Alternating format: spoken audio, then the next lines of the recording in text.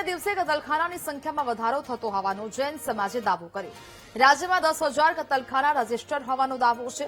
Registration વિના 2,100 કતલખાના ચાલતા હોવાનો પણ આરોપ લગાવાયો છે.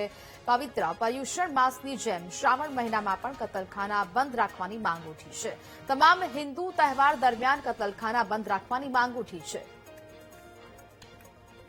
પણ જૈન સમાજ તો વર્ષોથી આ મુદ્દે ચર્ચાઓ કરતી આવ્યા છે, પણ સરકાર હાલમાં આ બાબતમાં કોઈ કદમ નથી ઉપાડ્યા કે કોઈ એવી કાર્યવાહી નથી કરી.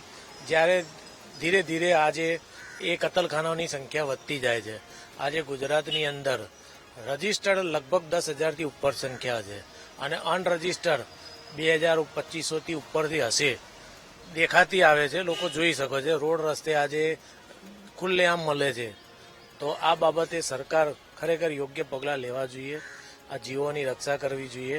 આજે હિન્દુ સરકારની વાતો થતી હોય તો હિન્દુ સરકારને અંદર, અને અત્યારે તો શ્રાવણ મહિનો છે, જૈન સમાજ હંમેશા જ્યારે પર્યુષણનો તહેવાર આવે છે, અમારું જૈન રાષ્ટ્રીય એકતા સંગઠન દર વર્ષે સરકારને આવેદનપત્ર આપે છે કે કતલખાના બંધ થાય 8થી 9 દિવસ.